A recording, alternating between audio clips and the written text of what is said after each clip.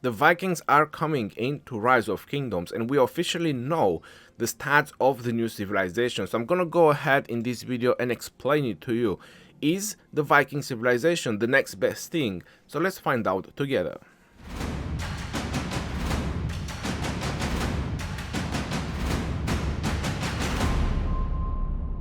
Hello everyone and welcome back to another Rise of Kingdom video. My name is Legend Ronnie and today I'm going to talk about the Viking civilization. Is it going to be the next best thing? We have officially on their forum, on Rise of Kingdom forum, we have the stats of the new civilization, the Viking civilization. It is confirmed they're coming into Rise of Kingdoms. But since we have the stats, we could talk about it if this is going to be the next best thing. So let's go ahead and let's break it down for you. You get 3 bonuses from the Viking civilization. You get infantry units attack plus 5%. You get all units plus 3% counterattack damage.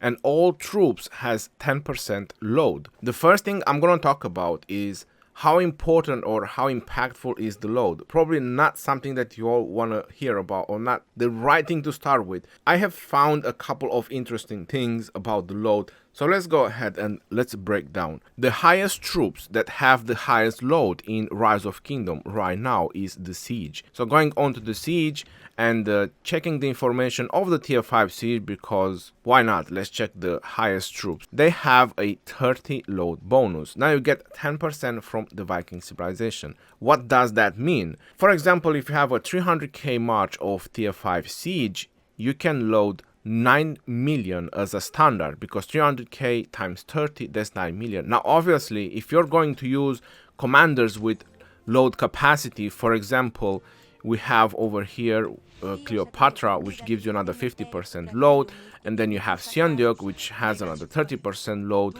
or you have further down Joan, which gives you another 25% load, because probably you don't have Seondeok. So obviously this is increased, right? So whichever other commanders you're going to use that increase the load capacity, you will be looting more resources or pillaging more resources. But the point of this video is to find out the 10%, what does it mean? So 9 million resources is the base loot or the base load if you have 300k siege.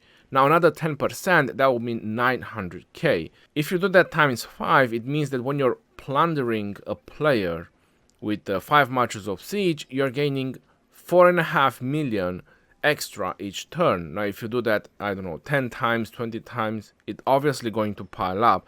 So you're looting a lot more resources or stealing a lot more resources from that player. But the question is, how many players have 5 marches of siege?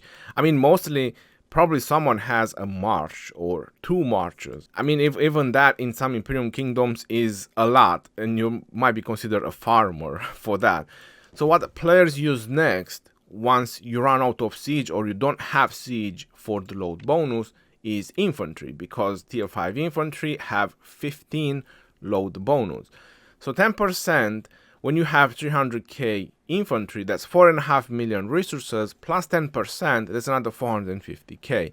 So personally, I think that the load bonus is just fictional, like it represents the Vikings, because that's what they were doing, right? They were just raiding and they were just pillaging kingdoms as much as possible. So that load bonus is kind of just representing them. It's not something that you really need in Rise of Kingdoms. If you have to do a couple more turns extra to completely plunder a player, is not a big deal. But I just want to put it out, like, what does it mean, that 10% load bonus? Now the next thing that everyone wants to hear about is the counterattack damage and the 5% infantry attack. How would that be useful, or where would that be useful in Rise of Kingdom? Going on to the civilizations, the current civilizations that we have available doesn't include Vikings because it's not yet released, but it will be released on the next couple of days in Rise of Kingdom. So obviously we're going to have Vikings through all the civilization over here. Right now the most used civilization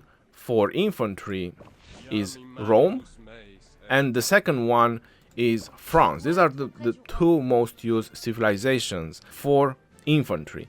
Obviously, the Vikings will bring their special unit as well, which everyone is expected to be berserkers, and obviously they will have various stats or higher stats than any other regular infantry. But now we're talking about the civilization bonuses. So the counterattack plus 3% and the 5% attack for infantry. We all know that with the bonuses that we have right now, from the Crystal Tech or from the Ruined Crusader Fortress, when you rebuild it, we get a lot of damage, right?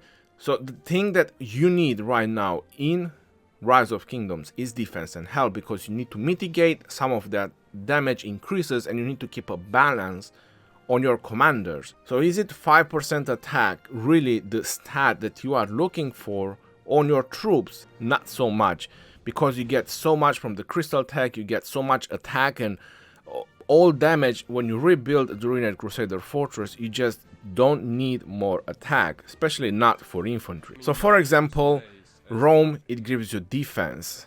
So pretty much Rome is still going to be one of those civilizations that players will look into it, or France, because it gives you 3% health to all your troops. So it's not just infantry, you can benefit with cabs or you can benefit with archers, and on top of that you have the healing speed 20%. So you're saving up your speed ups when you're emptying your hospital in the KVK or in various other events where you have to use speed ups, maybe even Ark of Osiris, who knows.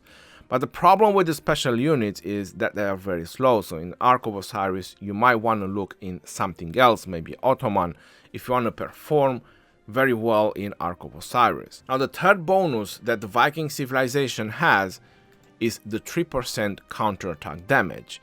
Now this is something that I find very interesting, because there is no other civilization that grants counterattack damage bonus, and that's all your troops. Now where would I find this very helpful, and where would I find the Viking Civilization very helpful? I find it very helpful in a garrisoning situation, because that is something that we don't have in Rise of Kingdom. We don't have a very good infantry civilizations that is good in garrison. We have for archers, because you can go with Ottomans, you have 5% skill, you have 5% health to your archers, so that's really good. Then for cabs, you can use either Spain, right? Or you could go with Arabia.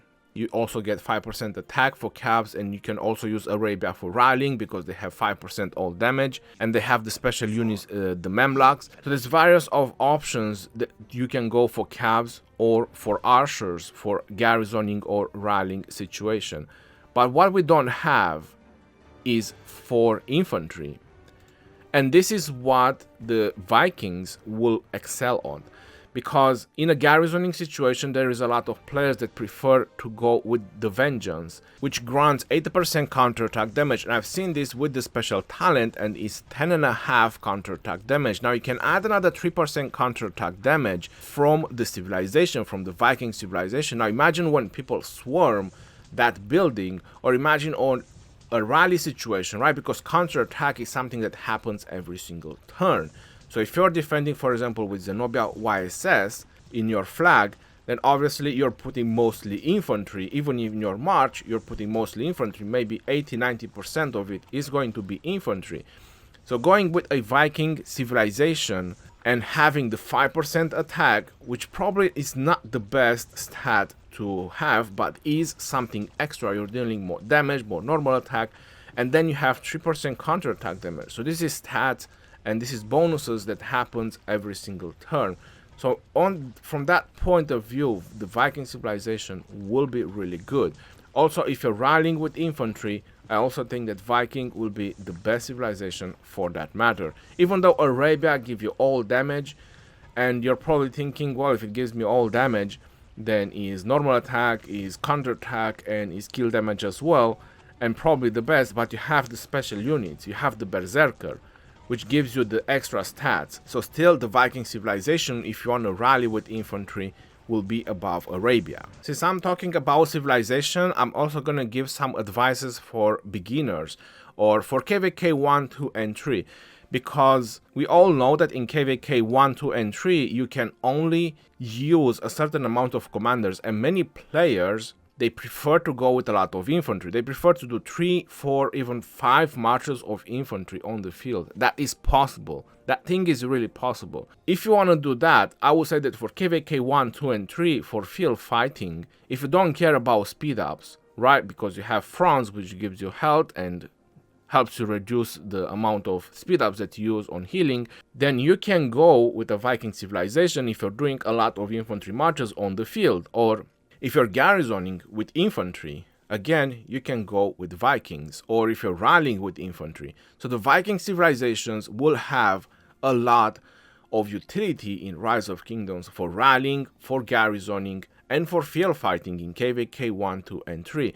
Obviously, can go in the Season of Conquest if you just like to do a lot of infantry on the field. It will definitely help you out. It would most likely help you if you like to have a turtle type of murder ball where you just go with a lot of defensive marches where even Attila Takeda is included. You get counterattack damage bonus for Attila Takeda. So Viking Civilization have a lot of utilities, but it's not for free-to-play or low spender. So I have to put that out there. Because if you're a free-to-play or a low spender, you need civilizations like Germany, you need training speed bonus, you need action points recovery. If you're a free-to-play, if you're a low spender, this is the type of civilizations that you should aim for. Or if you want to go more into a war civilization as a free-to-play low spender, then it would be France, so you can save up on speed ups. Because if you're a free-to-play low spender, you're limited on your speed ups. So mitigating some of your speed ups will definitely help you out.